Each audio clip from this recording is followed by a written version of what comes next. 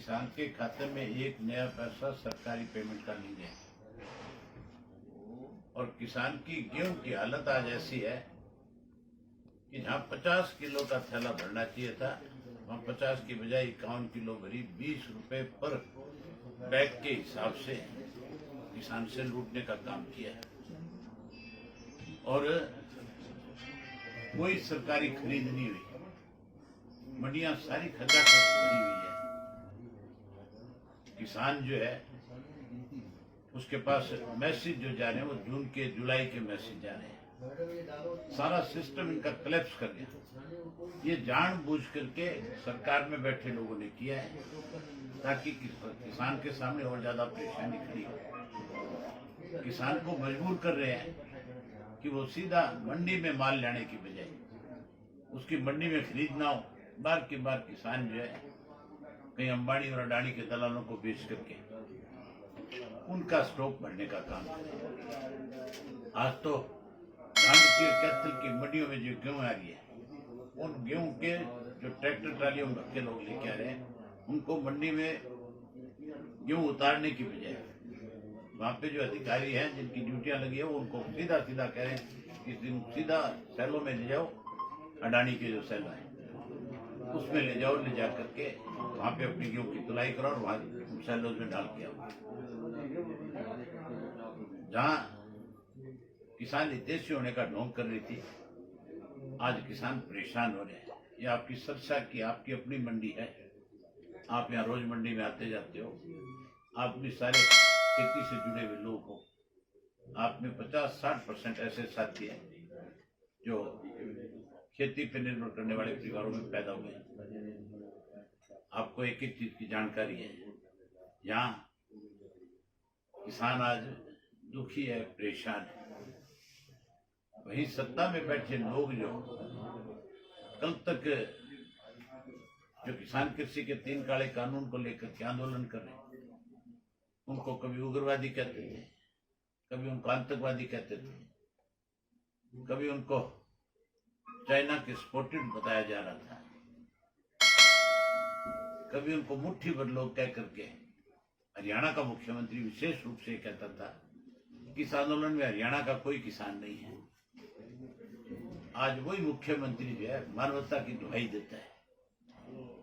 वो मुख्यमंत्री आज अखबार के माध्यम से सारा दिन ये कह करके कि कोरोना की महामारी, इस कोरोना की महामारी से ये ना फैले, ना आगे ज्यादा बढ़े, इसके लिए मानवता के नाम पे कहता है कि किसान अपना आंदोलन वापस ले।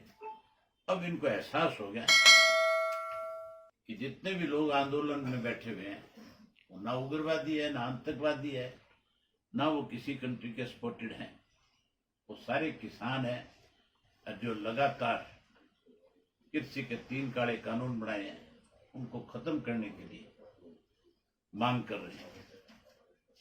मुख्यमंत्री को मानवता की बात कह करके किसान को आंदोलन खत्म करने की बारी बारी से रिक्वेस्ट कर रहे हैं, बजाय किसान से रिक्वेस्ट करने के प्रधानमंत्री को रिक्वेस्ट करनी चाहिए कि आपने गलत कानून बना दिए, उसकी वजह से लोग परेशान हैं और आप इनको वापस लें और वापस लेकर के किसान का एमएसपी का कानून बना दें ताकि किसान सम्मान के साथ अपने घर वापसी कर सके। वहीं उसके साथ साथ आज कोरोना की महामारी का बारी बारी से ये जिक्र करते हैं, बैठे हैं वो ना तो कहीं रैली करना और ना ही कहीं लोगों को इकट्ठा करना, उसके पास तो समय नहीं है। अब तो भाजपा के लोग लगातार कभी बाबा साहब अम्बेडकर के नाम पे लोगों के बीच में जाने की कोशिश कर रहे हैं।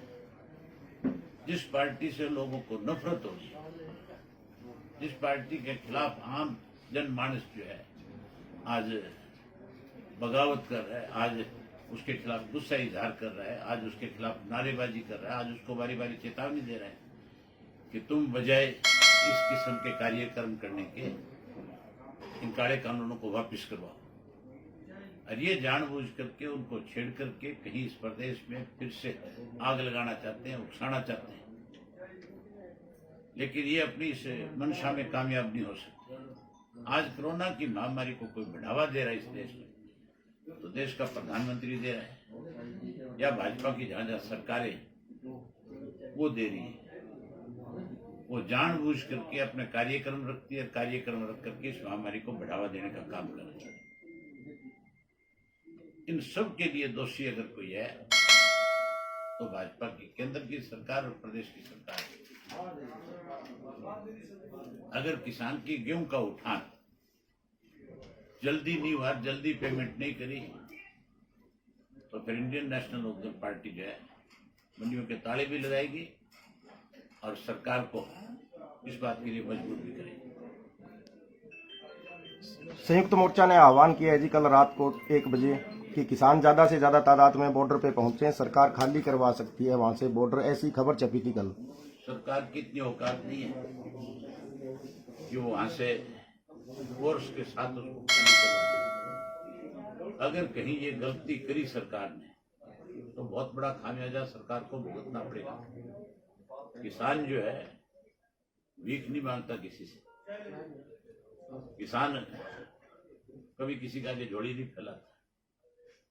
आज भी किसान जो है बॉर्डर पे बैठा है, वो कोई गलत डिमांड नहीं कर रहा। उसने जाकर के कब मांगा था कि तुम कृषि के कानूनों में सुधार करो। ये सुधार थोड़ा ही है, तो किसान को मारने का एक नया हथकंडा अपनाया जाए। अगर वो वहां से खड़ा हो जाएगा तो फिर तो अपने आप ही मर जाएगा। किसान मर जाएगा, लेकिन उस आंदोलन से खड़ा होकर के सरकार के दबाव में वहां से लौटेगा नहीं अपने घर। सरकार ऐसी गलती नहीं करेगी, अगर करेगी तो उसका नुकसान होगा। ढांड में और भंबेवा जो है जीन में जो साइलो है, वहाँ पर ये कहा जा रहा है कि चमक नहीं है गेहूं में, लस्टर लॉस करके ट्रालियां वापस भेजी जा रही है किसान। चमक तो बीजेपी के चेहरे की खत्म कर देगा ये किसान। जो किसान की फसल की चमक को कहते हैं ना, इसकी चमक खत्म होगी। जब चुनाव होगा तब आप देखना, इस किसान ने बीजेपी के सेवकियों के चेहरे की चमक खत्म कर देनी है। इन्हें लोगों की तालाबंदी करेगी। हम देखते हैं 2-4 दिन के अंदर अगर नहीं उठान हुआ, नहीं किसान की पेमेंट उसके खाते में गई, तो फिर इंडियन नेशनल लोकदल पार्टी जो है पूरे प्रदेश भर में, कोई अकेले सरसा में नहीं, हम समझ गए इसको लेकर के किसान के साथ खड़े होंगे, किसान को साथ लेकर के मंडियों को ताले लगाएंगे। आज हिसार और कुरुक्षेत्र में नायब सैनी और रणवीर गंगुआ का भी जोरदार विरोध हो रहा है जी। ये गए किस लिए, क्या काम है इनका, क्यों जा रहे हैं? जब आम आदमी विरोध कर रहे हैं, जब पूरा प्रदेश नहीं देश का हर नागरिक भाजपा का आज विरोधी है, खास करके खेती करने वाला व्यक्ति जो ये जानबूझ करके क्यों छिड़खानी करते हैं? ये प्रदेश के अंदर माहौल खराब करना चाहते हैं, ये राजकुमार श्रेणी पैदा करना चाहते हैं नए अलग अलग जगह पे, ये हालात खराब हो, इसलिए रोज कार्यक्रम बनाते हैं। इनको कोई निमंत्रण थोड़ा ही दे रहे, इनको कोई बुला थोड़ा ही रहे। गांव का कोई व्यक्ति आज भाजपा जजपा के किसी नेता को अपने घर चाय पे नहीं बुलाने को तैयार। आज कोई अपने किसी घर में अगर समारोह है तो उसके लिए इनवाइट नहीं करता, क्योंकि गांव का भाईचारा है, गांव के लोगों ने तय कर रखा है, गांव के लोगों का एक फैसला है कि हम अपने गांव का माहौल नहीं खराब होने देंगे। ये जानबूझ करके माहौल खराब करने के लिए कार्यक्रम बना रहे, ये प्रदेश के हालात खराब करना चाहते हैं। मुख्यमंत्री जो है हर वक्त एक ऐसी सोच रखता है कि प्रदेश का भाईचारा खराब हो, प्रदेश का माहौल बिगड़े, तो रोज नए राजकुमार श्रेणी पैदा करना चाहते हैं इस प्रदेश में। सरसों और नरमा के भाव पे सरकार पीड़ित तो पा रही है। सरकार ने तो सरसों पिछले साल जब किसान लेकर के गया था तब क्यों नहीं खरीदी, तब कहाँ मर गए थे। अब तो सरसों का भाव इसलिए बढ़ गया कि कोरोना की वजह से जो हमारे पाम ऑयल आता था या दूसरे ऑयल जाते थे, जो आपका बटर ऑयल होता था जिसके रेट बहुत कम होते थे, जो मुफ्त में आपको यूरोप की गवर्नमेंट जो है फेंक के दे करके जाती थी, उसकी वजह से तेल के रेट कम थे और अब वो सारा बंद हो गया। बाहर से कुछ आ नहीं रहा, नहीं बाहर से आएगा तो फिर नेचुरल है कि सरसों के तेल के दाम बढ़े, उसकी वजह से सरसों के दाम बढ़े।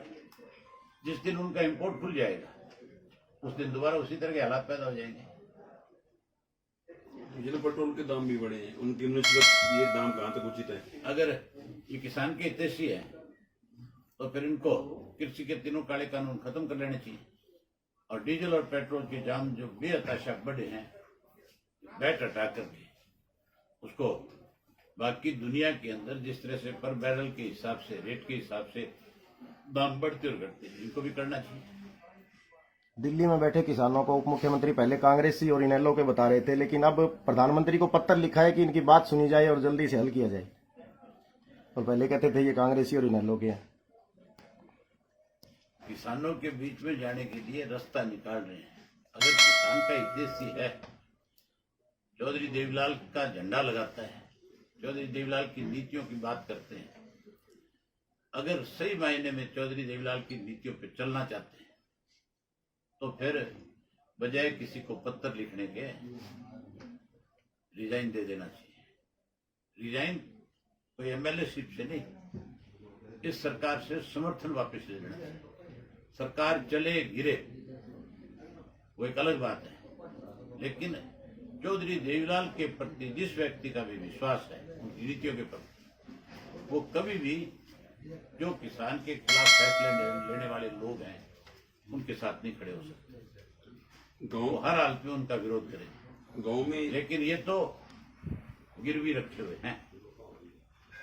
आपने सुना नहीं था, अजय सिंह का एक बयान आया था, उसने कहा था कि दुष्यंत का इस्तीफा मेरी जेब में, और वो इस्तीफा लेके जेल चला जाता है। ये इस्तीफा नहीं दे सकते। जिस दिन इस्तीफा देने की बात आएगी उस दिन कहेंगे अजय सिंह की जेब में मजबूरी है, कहां से देंगे। तो आगे गाँव में पंचायत चुनाव ड्यू हैं, वो करवाए नहीं जा रहे, मंत्रिमंडल विस्तार की बात हो रही है। मंत्रिमंडल का विस्तार भी नहीं होगा, ये भी केवल अपने एमएलए को रोकने का एक तरीका है।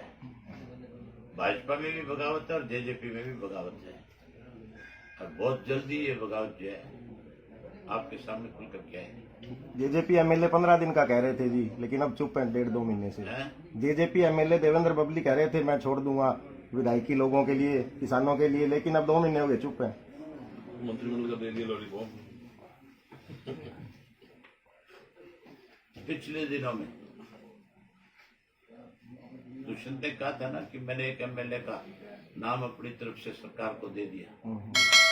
उस बबली ने गले में अंगूठा दे करके अपने नाम की चिट्ठी बनवाई थी, और वो ये कह करके गया था दुष्यंत उसको, बबली को, कि मैं नड्डा को दे करके आरोप देना। दिया दुआ किसी का नहीं, दे तो दिग्विजय का रखा है। बारी बारी ये कहते हैं कि दिग्विजय को मंत्री बना दे, फिर हम इलाहाबाद से चुनाव लड़ लेंगे। मैं चाहता हूँ ये बात कि दिग्विजय को मंत्री बनाया जाए जरूर, और बना करके यहाँ से चुनाव लड़ाया जाए, ताकि एन अच्छी तरह से इस बात का लोग फैसला करते हैं कि ये चौधरी देवीलाल की नीतियों पे कितना चलने वाले लोग हैं। तो दिग्विजय को बनाना चाहता है मंत्री, ये किसी और को नहीं बनाना चाहता। दिग्विजय को इसलिए बनाना चाहता है कि अगर दिग्विजय को मंत्री नहीं बनाया तो दिग्विजय ही खेल खिंडा देगा इनका साथ। मेरे कहने की जरूरत नहीं है। ठीक है, धन्यवाद।